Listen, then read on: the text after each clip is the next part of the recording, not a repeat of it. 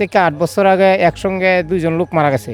এমন টাওয়ার বসানো উচিত যে টাওয়ারটা মানে বজ্রপাতকে টাইনে এসে এটাকে নিষ্ক্রিয় করে ফেলতে পারে। সরকারের কাছে জোর দাবি জানাচ্ছি, যাহাতে এই বজ্রপাত থেকে আমরা সাধারণ মানুষ রক্ষা পাই, সেই ব্যবস্থা যেন করে। বজ্রপাত আমাদের দেশে অন্যতম একটি প্রাকৃতিক দুর্যোগ। প্রতি বছর বজ্রপাতে আমাদের দেশের বিভিন্ন স্থানে অনেক মানুষ মারা যান।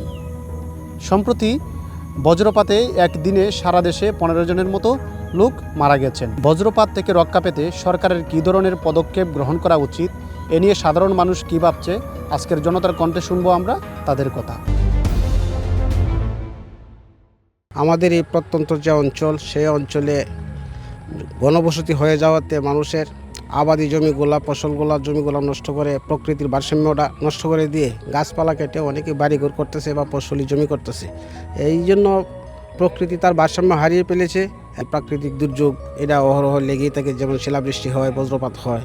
তাই আমরা হাওড় এলাকায় যদি প্রচুর পরিমাণে বজ্রপাত নিরোধক যে যন্ত্র আছে বা ম্যাগনেট আছে বা পরিবেশের ভারসাম্য যদি আমরা এই যেমন তাল গাছ লাগানো বা বিভিন্ন গাছপালা লাগানো, তাহলে প্রকৃতির ভারসাম্য যদি আমরা ফিরিয়ে আনতে পারি, হয়তো অনেকটা আমরা রক্ষা করতে পারবো। আর এই সমস্ত উদ্যোগগুলো নিতে হলে মূলত আমরা সামাজিকভাবে তো চেষ্টা করতেই হবে, তার পাশাপাশি গভর্নমেন্টেরও একটা সুদৃষ্টি এবং থাকা উচিত বলে আমি মনে করি। এখন যে কোনো ব্র্যান্ডের পুরাতন এসি বদলে নতুন ওয়ালটন এসিতে উপভোগ করুন 25% ছাড়। আমাদের সুনামগঞ্জ এক আসনে সিলেট বিভাগের মধ্যে সর্বোচ্চ বজ্রপাতে আমাদের সুনামগঞ্জ একে অনেক মানুষ মারা যায়। আর এর থেকে উত্তোলনের জন্য প্রথমত আমাদের বেশি বেশি করে আমাদের গাছপালা লাগাতে হবে এবং তার মাঝে আমাদের তাল গাছটা বেশি পরিমাণে লাগাতে হবে এবং আমাদের ওই আশ্রয়কেন্দ্র বিভিন্ন জায়গায় আমাদের আশ্রয়কেন্দ্র তৈরি করলে আমাদের এই সুনামগঞ্জ একের মানুষ বজ্রপাত থেকে রক্ষা পাবে। এটা আসলে বিশেষ করে বজ্রপাতের কারণেই লোকগুলো ক্ষতিগ্রস্ত হয় এবং মারা যায়। আর একটা লোক মারা যাওয়ার পরে তার ফ্যামিলিটা একবারে নিঃস্ব হয়ে যায়। তাই সরকারের কাছে জোর দাবি জানাচ্ছি, যাহাতে এই বজ্রপাত থেকে আমরা সাধারণ মানুষ রক্ষা পাই, সেই ব্যবস্থা যেন করে। আমি একজন হাওড় অঞ্চলের মানুষ হিসেবে আমি মনে করি যে আমাদের এলাকাতে প্রতি বছরই 2-4 জন করে মারা যায়। যারা মারা যায় তারা অনেকে জেলে হাওড়ে মাছ ধরতে গিয়ে, অনেকে কৃষিকাজ করতে গিয়ে মারা যায়।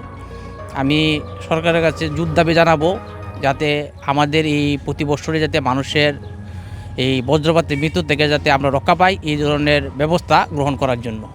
আমরা বাঞ্চার হাওরের বসতি। আমাদের এলাকায় এই কালবৈশাখী জ্বরে বৃষ্টি ও বজ্র বৃষ্টির দ্বারাতে অনেক লোক ক্ষয়ক্ষতি হয়। আজ থেকে 8 বছর আগে একসঙ্গে 2জন লোক মারা গেছে। আজ থেকে 4-5 বছর আগে একজন আহত আর একজন জায়গাতেই মারা গেছে। এই জন্য যদি সরকার কোনো আমাদের এই বজ্রপাত থেকে রক্ষা করতে পারে, সরকারের কাছে আমরা বিশেষভাবে অনুরোধ জানাইতেছি, তাহলে আমরা অনেক উপকৃত হইব।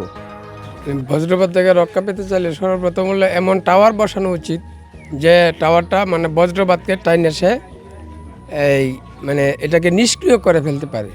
কারণ বজ্রপাত তো প্রতিরোধ করা যাবে না। তো আরেকটা প্রতিরোধ হলো পরিবেশের উপর যদি আমরা একটু জোর বেশি দিই, তাহলে হয়তো বা রক্ষা পেতে পারি। আর সবচেয়ে আমি মনে করি যে বজ্রপাতটা যদি বজ্রপাত হয়, এটাকে যাতে ওইখানে নিষ্ক্রিয় করা যায় এমন কোনো যন্ত্র টাওয়ার আবিষ্কার করা যায়, তাহলেই মানে অনেকটাই সেফ হবে আর কি। ঠান্ডাটা তো পরে ভাই, এটা তো আমরা মানুষ তো অনেক মারা যায় এই উপলক্ষে। মানে যে কারেন্টের ব্যাপারে না কোন ব্যাপারে পরে এটা তো আর সঠিক এখন জানা নাই, বুঝলেন? যে কীভাবে করলে ঠান্ডাটা কম পড়ে, আমরা এটা বাঁচবার লাগে তো আমরা একটা পদ্ধতি নেওয়ার দরকার। আমাদের হাওড় এলাকা এবং যে কৃষি ধান কাটা যায়, মাছ ধরা যায়, এই ক্ষেত্রে দেখা যায় অনেক ঠাড়া ভরে অনেক মানুষ মারা যায়। এই জন্য এই পরিবারটার মধ্যে অনেক সময় নিঃস্ব হয়ে যায়। আর গাছপালা বেশি বেশি লাগাইলে সরকার উন্নত আরও বেশি মনে আমাদের খুব ভালো হইতো আর কি।